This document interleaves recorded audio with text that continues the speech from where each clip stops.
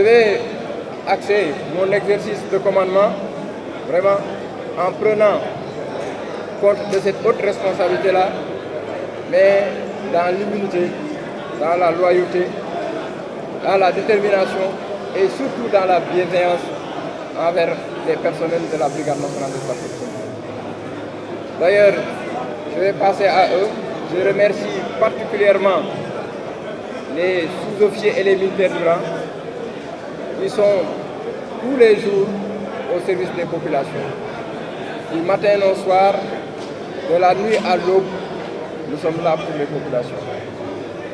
Je remercie également mes camarades officiers qui sont autour de moi, qui constituent le commandement. Certes, c'est moi le commandant de la Brigade nationale des sapeurs-pompiers, mais c'est le commandement qui tient la voie. Et donc, je les remercie déjà de l'organisation qui a été faite ce matin et je les félicite également pour cela.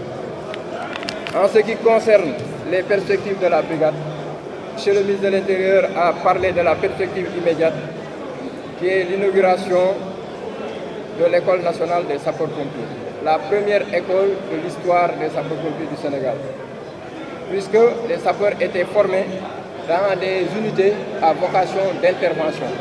Et on faisait de l'intervention et en fait de l'apprentissage. Moi-même, il m'arrivait de donner un cours et on sonne l'engin, je laisse le cours et je vais en intervention. Je reviens pour reprendre.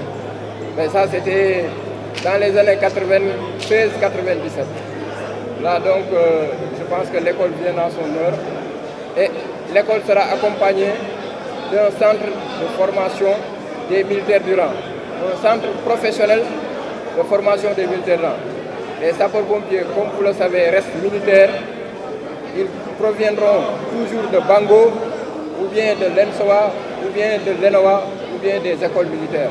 Donc une fois qu'on les reçoit de ces différents établissements de formation militaire, on les transformera en sapeurs-pompiers à l'intérieur de nos établissements. Pour ce qui est des perspectives pour la gestion des événements à venir, notamment les inondations qui se profilent, les grands rassemblements religieux, en commençant par le Dakar de Médina Gounass et le pèlerinage marial de Popenguine jusqu'au Magal de Touba, on prendra les dispositions nécessaires cette année pour essayer encore d'améliorer la couverture. Pour ce qui est du plan de développement, nous sommes en train de le préparer et de le soumettre à l'attention des autorités. Je ne pourrai m'avancer que quand j'aurai la validation de ce plan par les autorités. Voilà ce que je voulais dire à votre intention.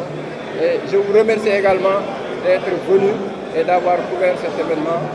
Vraiment, je pense que la BNSP va nouer un partenariat grâce d'ailleurs au Conseil technique de la communication qui est un des vôtres.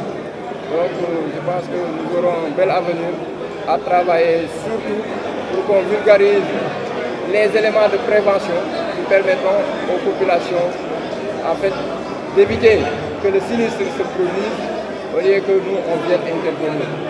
Moins on interviendra, mieux tout le monde se portera.